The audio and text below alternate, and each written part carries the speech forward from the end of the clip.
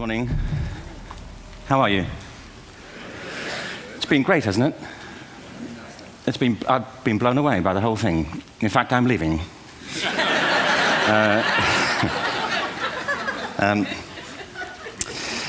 There have been three themes, haven't there, running through the conference, which are relevant to what I want to talk about. One is the extraordinary evidence of human creativity in all of the presentations that we've had and in all the people here. Just the variety of it and the range of it. The second is that it's put us in a place where we have no idea what's going to happen in terms of the future. No idea how this may play out. I have an interest in education. Actually, what I find is everybody has an interest in education. Don't you? I find this very interesting. If you're at a dinner party and you say you work in education, actually, you're not often at dinner parties, frankly, if you work in education. You're not asked, you know, and you're never asked back, curiously. That's I think it strikes me. But if you are, and you say to somebody, they say, what do you do? And you say, you work in education, you can see the blood run from their face. They think, oh my God, you know, why me? It's my one night out all week. But if you ask people about their education, they pin you to the wall. Because it's one of those things that goes deep with people. Am I right? Like religion and money and other things. So I have a big interest in education, and I think we all do. We have a huge vested interest in it, partly because it's education that's meant to take us into this future that we can't grasp. If you think of it, children starting school this year will be retiring in 2065. Nobody has a clue, despite all the expertise that's been on parade for the past 4 days, what the world will look like in 5 years' time. And yet we're meant to be educating them for it. So the unpredictability, I think, is extraordinary. And the third part of this is that we've all agreed, nonetheless, on the really extraordinary capacities that children have, their capacities for innovation. I mean, Serena last night was a marvel, wasn't she? Just seeing what she could do. And she's exceptional, but I think she's not, so to speak, exceptional in the whole of childhood. What you have there is a person of extraordinary dedication who found a talent. And my contention is all kids have tremendous talents, and we squander them pretty ruthlessly. So I want to talk about education, and I want to talk about creativity. My contention is that creativity now is as important in education as literacy, and we should treat it with the same status. Thank you.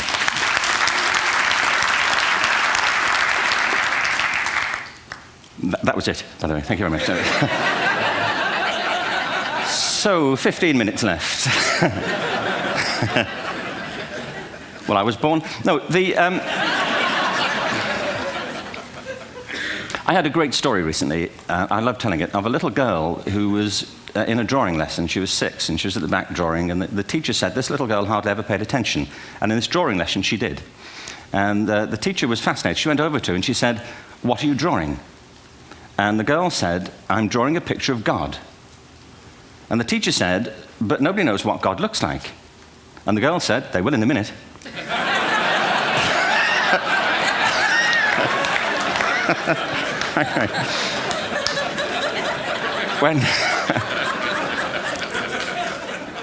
When my son was 4 in England, actually he was 4 everywhere, to be honest. I mean, if we're being strict about it, wherever he went, he was 4 that year. But he was in the Nativity play. Do you remember the story?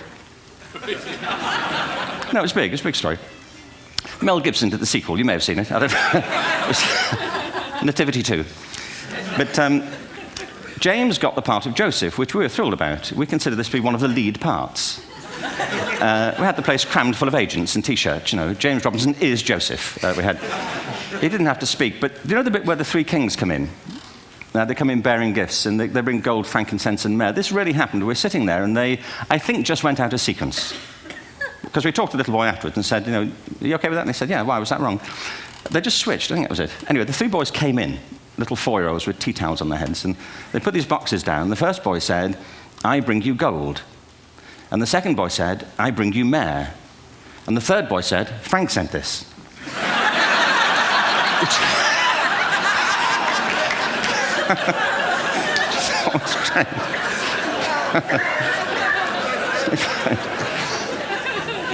What these things have in common, you see, is that kids will take a chance.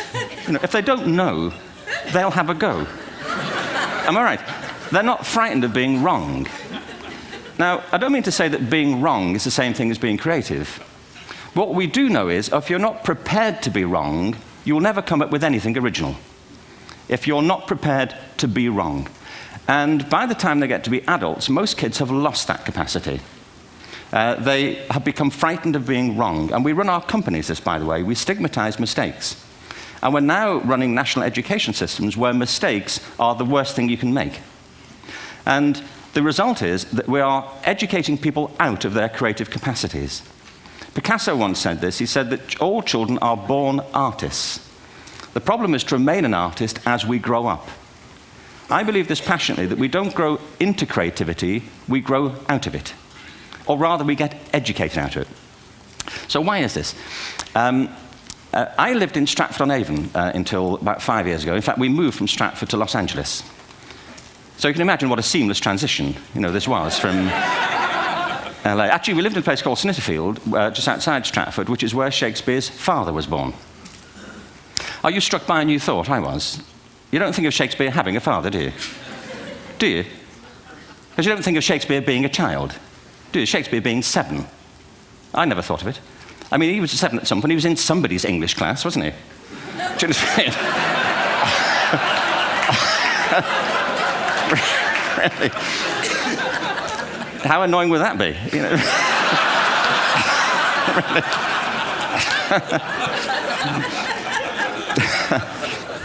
Must try harder. Being sent to bed by his dad, to Shakespeare, go to bed now, to William Shakespeare, and put the pencil down, and stop speaking like that. It's confusing everybody.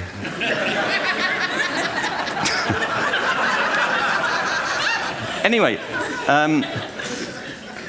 we moved from Stratford to Los Angeles, and I just want to say a word about the transition. Actually, my son didn't want to come. I've got 2 kids. He's 21 now, and my daughter's 16. He didn't want to come to Los Angeles. He loved it, but he had a girlfriend in England. This was the love of his life, Sarah. He'd known her for a month. Mind you, they'd had their 4th anniversary by then, because it's a long time when you're 16. Anyway, he was really upset on the plane. He said, "I'll never find another girl like Sarah."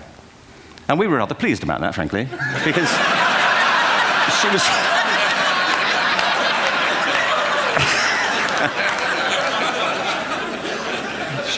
she was the main reason we were leaving the country.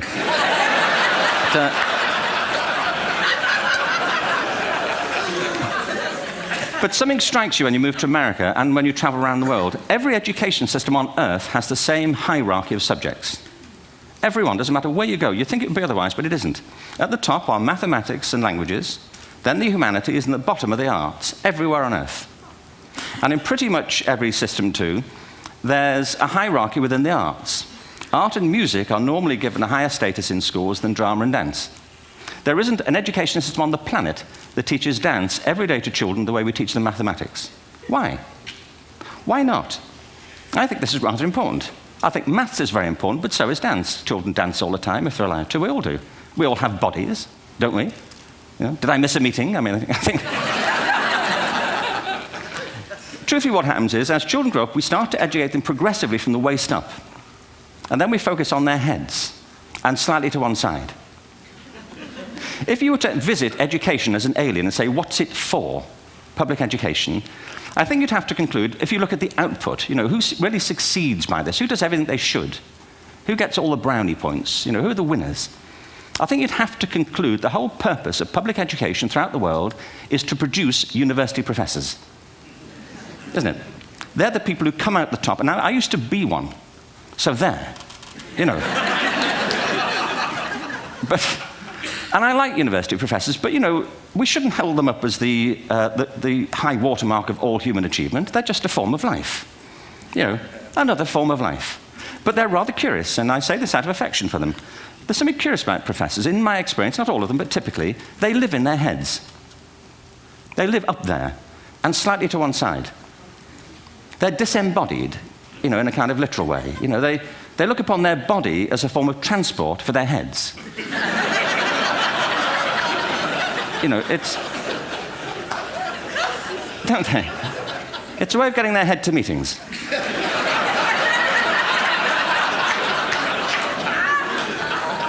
If you want real evidence of out-of-body experiences, by the way, get yourself along to a residential conference for senior academics and pop into the discotheque on the final night.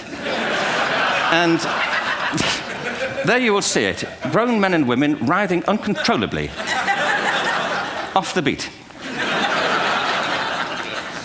Waiting to it ends so they can go home and write a paper about it. Now, our education system is predicated on the idea of academic ability. And there's a reason. The whole system was invented around the world. There were no public systems of education really before the 19th century. They all came into being to meet the needs of industrialism. So the hierarchy is rooted on two ideas. Number one, that the most useful subjects for work are at the top. So you were probably steered benignly away from things at school when you were a kid, things you liked, on the grounds you would never get a job doing that. Is that right? Don't do music, you're not going to be a musician. Don't do art, you won't be an artist. Benign advice, now profoundly mistaken. The whole world is engulfed in a revolution. And the second is academic ability, which has really come to dominate our view of intelligence because the universities designed the system in their image. If you think of it, the whole system of public education around the world is a protracted process of university entrance. And the consequence is that many highly talented, brilliant, creative people think they're not, because the thing they were good at school wasn't valued or was actually stigmatized. And I think we can't afford to go on that way. In the next 30 years, according to UNESCO, more people worldwide will be graduating through education than since the beginning of history. More people. And it's the combination of all the things we've talked about, technology and its transformational effect on work, and demography and the huge explosion in population. Suddenly, degrees aren't worth anything. Isn't that true? When I was a student, if you had a degree, you had a job. If you didn't have a job, it's because you didn't want one. And I didn't want one, frankly. So, but now, kids with degrees are often heading home to carry on playing video games because you need an MA, where the previous job required a BA, and now you need a PhD for the other. It's a process of academic inflation, and it indicates the whole structure of education is shifting beneath our feet. We need to radically rethink our view of intelligence. We know three things about intelligence. One, it's diverse. We think about the world in all the ways that we experience it. We think visually, we think in sound, we think kinesthetically, we think in abstract terms, we think in movement. Secondly, intelligence is dynamic. If you look at the interactions of a human brain, as we heard yesterday from a number of presentations, intelligence is wonderfully interactive. The brain isn't divided into compartments. In fact, creativity, which I define as the process of having original ideas that have value, more often than not, comes about through the interaction of different disciplinary ways of seeing things. The brain is intentionally, by the way, there's a shaft of nerves that joins the two halves of the brain called the corpus callosum. It's thicker in women. Following on from Helen yesterday, I think this is probably why women are better at multitasking. Because you are. Aren't you? There's a raft of research, but I know it from my personal life. If my wife is cooking a meal at home, which is not often, thankfully, but if she's doing... No, she's good at some things. But if she's cooking, she's dealing with people on the phone, she's talking to the kids, she's painting the ceiling, she's doing open heart surgery over here. If I'm cooking, the door is shut, the kids are out, the phone's on the hook. If she comes in, I get annoyed. I say, Terry, please, I'm trying to fry an egg in here.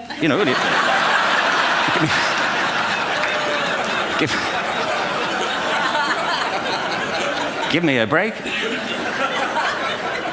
Actually, do you know that old philosophical thing? If a tree falls in a forest and nobody hears it, did it happen? Remember that old chestnut?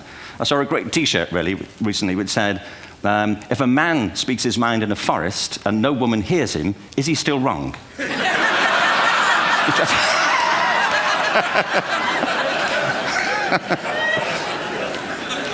And the third thing about intelligence is it's distinct.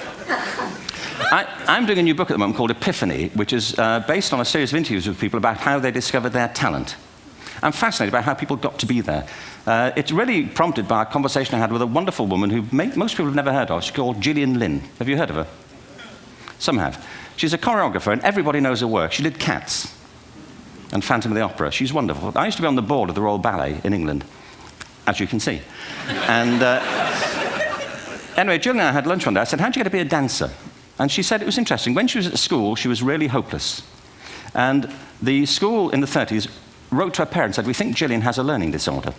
She couldn't concentrate. She was fidgeting. I think now they'd say she had ADHD. Wouldn't you?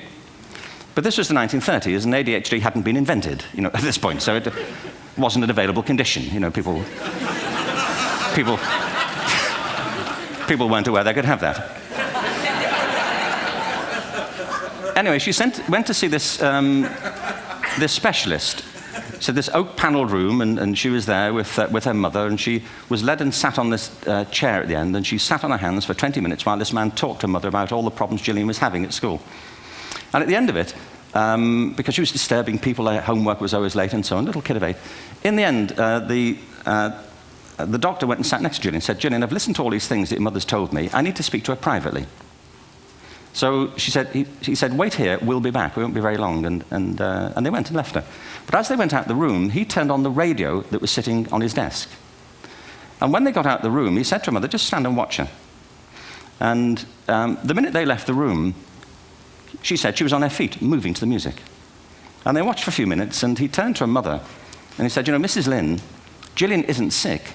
She's a dancer. Take her to a dance school. I said, what happened? He said, she did.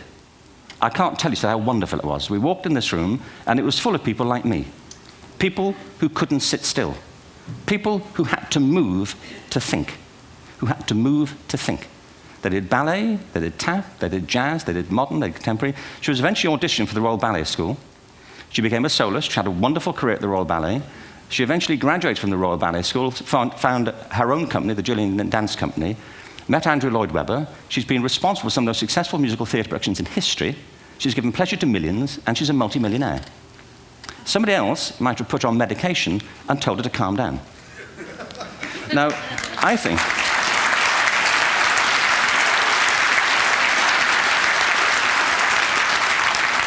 What I think it comes to is this. Al Gore spoke the other night about ecology and the revolution that was triggered by Rachel Carson. I believe our only hope for the future is to adopt a new conception of human ecology, one in which we start to reconstitute our conception of the richness of human capacity. Our education system has mined our minds in the way that we've strip-mined the earth for a particular commodity, and for the future, it won't serve us. We have to rethink the fundamental principles on which we're educating our children. There was a wonderful quote by Jonas Salk, who said, if all the insects were to disappear from the earth, within 50 years, all life on earth would end. If all human beings disappeared from the earth, within 50 years, all forms of life would flourish. And he's right. What TED celebrates is the gift of the human imagination. We have to be careful now that we use this gift wisely and that we avert some of the scenarios that we've talked about. And the only way we'll do it is by seeing our creative capacities for the richness they are and seeing our children for the hope that they are. And our task is to educate their whole being so they can face this future. By the way, we may not see this future, but they will. And our job is to help them make something of it. Thank you very much. Bravo. Here.